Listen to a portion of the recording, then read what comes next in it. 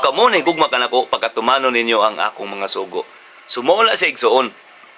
Nya karon igsuon, lahi-lahi na lang ang mga relihiyon karon igsuon nagsangya og maing balita, nagsangya og maing gugma, pero wala sila kasabot kung unsa ang gugma gihatag sa Ginoo.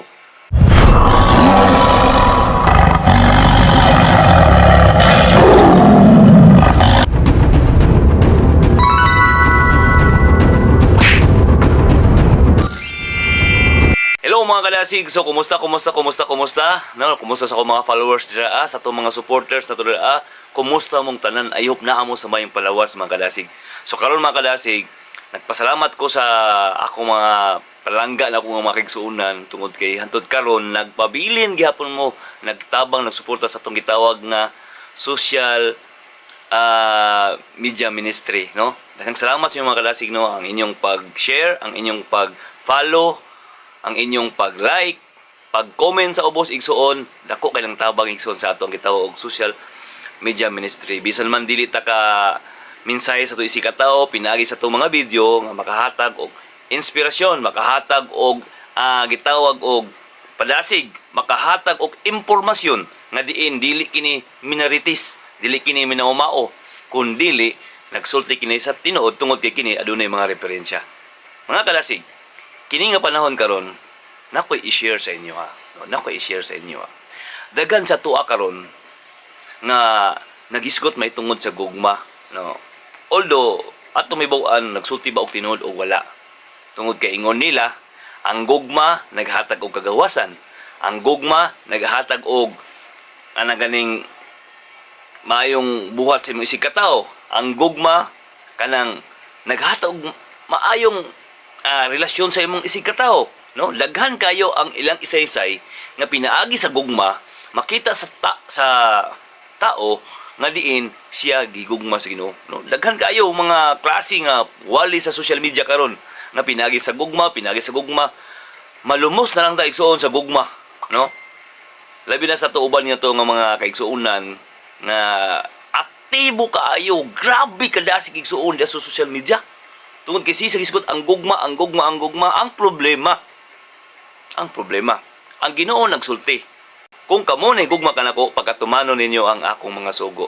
Sumula sa igsuon. Nya karon igsuon, lahi-lahi na lang ang mga relihiyon karon igsuon nagsangya og maing balita, nagsangya og maing gugma, pero wala sila kasabot kung unsa ang gugma gihatag sa Ginoo. Direct to the point igsuon. Natay mga kaigsuonan karon nga dili ta kasabot. Ngano man, hawd kay muwali sa social media gugma. Pero sa ilang inistoryahan, sa ilang mga binuhatan, sa ilang pagkinabuhi ingon nga si Kristo nang kinabuhi sa ilang kinabuhi, dili makita igsuon. So nahulog na siya igsuon nga wala gyud ang tinuod nga gugma, no?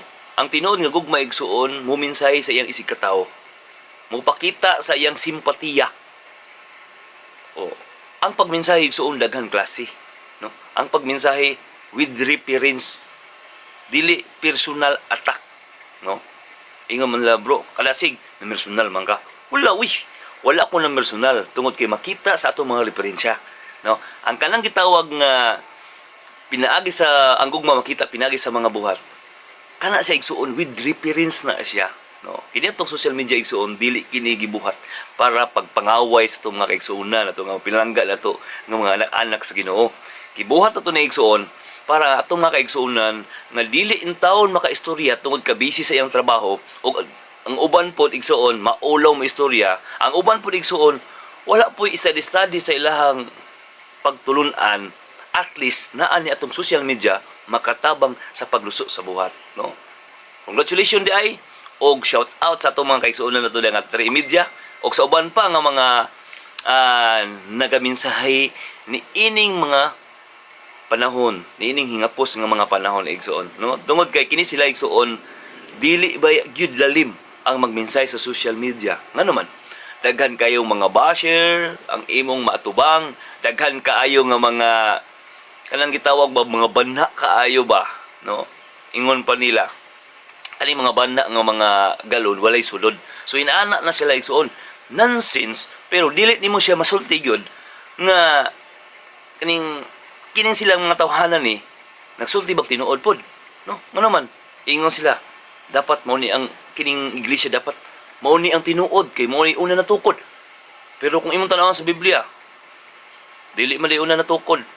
Kaysa wala pa ng anak-anak sa Ginoo nga relihiyon. Na may nag-una nga mga relihiyon. Na may mga Hinduism. Na naman na sila. No?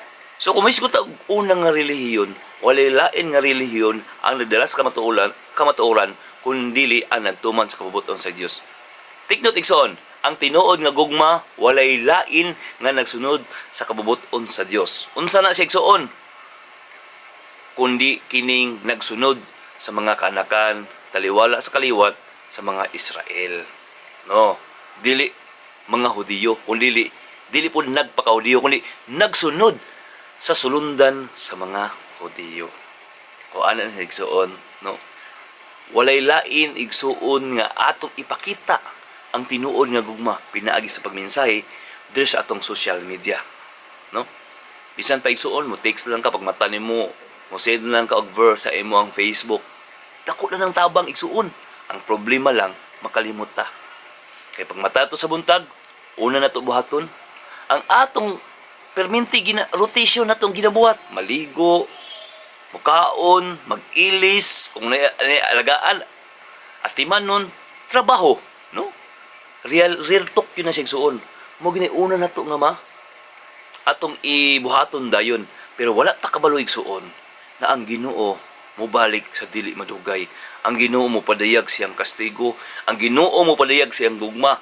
Ang problema, kumusta ka? Ginahuna ba nimo ang Ginoo? Tungod kay ang Ginoo nagununa sa imo nga? O imo lang gididma? So, good news. Ano man? Kay bisan pa igsuon dili ta makawali pinagi sa atong binuhatan sa atong mga pangunahuna.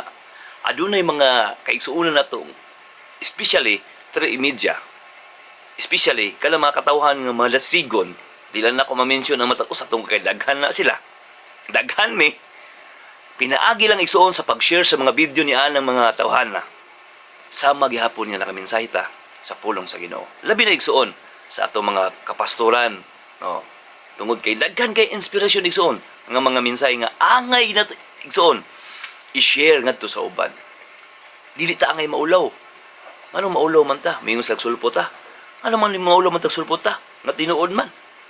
Nga kana sila sulpot man pod. Kay ang tinuod gyud nga iglesia igsuon, makita na sa tinuuhan ug sa pagtulud-an ni Kristo. Og walay lain mosulti ana si Kristo ra unya sa pagbalik nga atong may balag si Jesus Christ sa iyang pagkalaog diri sa kalibutan. Igsuon. Sa katapusan igsuon, ang gugma mobuhat kini og maayong relasyon sa imong sikatao. Dili na to maiwasan igsuon, mumensahe ta na agi mga suko, no? Nay mga suko. Gani ang uban igsuon mamersonal. Pero unsa may atong buhaton igsuon kanang mga tawhana inana. So, ang atong buhaton igsuon dili lang nato patulan. Ngano man, kung luklukon nimo nang lata igsuon nga way sulod banha man kaayo. Kung imo pang samutan pag yun nimo, mong samot pa kabanha, so sagdaan na lang na sila. Total apil man na sila sa kaluwasan. So karon igsuon, daghan kaayo karon gyud igsuon nga mga katawhan nga nanginahanglan sa atong tabang. No? Sa atong panahon karon mga bata pa nakita na ko igsuon, stress na kaayo. No? Walay laing ginahon na kung dili ila lang kaugalingon. Wala na gani sila ang uban na gani, wala na gani eskwela. No? Dili lang tata magpiyong ba, magmatata ta igsuon. Tungod kay nay mga tawo karon nga ang ilang hunahuna kalibutanon na gyud. Labi na sa tong social media, no? Daghan kay mga kabataan karon di na minaw sa mga ginikanan, no? Ang hunahuna nila mabuhi na si sila lang. Pero ang tinuod igsoon, ang reality igsoon, ang usa ka tawo mabuhi kung anaa ang Ginoo. Pero kini mga bataan ni dili man nimo na sila madala sa kitawag ani sa sabakan sa Ginoo, mahimo gini sila nga tulubago nato sa mata sa Ginoo. Yes, igsuon. Akong ipakita sa inyo karon, iulagway na ko sa inyo karon igsuon, kung unsa gid ang gugma nga gihisgutan sa Biblia. Kung atong tan-awon dai igsuon sa Biblia, ingon dira igsuon, kung kamo ni gugma kanako, pagkatumanon ninyo akong mga sugo. Kanang mga sugo ay igsuon. Kamo daw, unaw naa daw igsuon, kung kana nga mga sugo igsuon, gibuhat ba na ninyo? Naa ba mo'y Na ba mo'y nakatabang sa inyong isikatao? Kay kita karon igsoon, pressure mo ta karon sa tong kalibutan karon, pressure kay ta. No? Una nga atong paningkamutan igsuon. Mao niya sa pagbalik sa Ginoo, kitang tanan magkahiusa, no? Magkahiusa ta, pinagi sa gugma, magtinabangay ta. No? Magtinabangay ta kay walay lain nga balikan sa Ginoo. Kita lamang. No? Kita lamang gawas sa mga Hudiyo nga wa gyud nituo kang Jesus Christ. Bulahan ganita. Kay bisan dili ta mga Hudiyo, apan kita mga sumusunod nga mga kaanakan sumala sa giingon sa Ginoo. No? Kung tanaw nimo igsuon sa atong kalibutan karon, gubot kayo. Pero unsa man ang atong nabuhat, taliwala sa kagubot igsuon, taliwala sa pagkabahin-bahin sa matag usa ka nato. Yes, tinuod, daghang reliyon, pangutana, kinsay sakto. Ang sakto igsuon tubag mauni ang nagtuman sa iyang kabubuton. Ikaw igsuon nga nagtan-aw karon, unsa may nakita nimo si mong kaugalingon? Nakita ba nimo si Ginoong Hesus o nakita nimo ang kalibutanon nga naa sa imong kinabuhi? Nga malipay na lang ka kung moadto ka dito sa lamisa kauban sa imong mga barkada nag-inom og bino. O malipay na lang ka human imong kaon manigarilyo ka pawala sa luod. Unsa man gid igsuon? Tan-awa ang imong kaugalingon. Ikaw kadasi gitan-aw na nimo, yes gitan-aw na nako. Muna karon igsuon, nang hinaot ko igsuon. Padayon mo sa pagsuporta sa atong video, paki-share, paki-follow, paki-like, paki-comment igsuon. Kung nakay kasuko, larga. No? Ang inyong si Brother Kadasig, wala gini nangaway sa inyong kaigsunan, kundi naghiskot lang kini, may tungod sa kamatuoran, nga ang Ginoo na higugma sa tanan, o kita angay mo balo sa pagigugma sa Ginoo, na inyong na iyang gihatag sa masag usa ka nato. Ayaw ninyo idalo igsuon. Ayaw ninyo idalo ang inyong segundo nga pag-click, pag-share ngadto sa uban. Kay kini nga mensahe igsuon, dili lang ni para sa imo. Para ni sa tibuok kalibutan. Kay ang Ginoo mubalik yun sa dili madugay.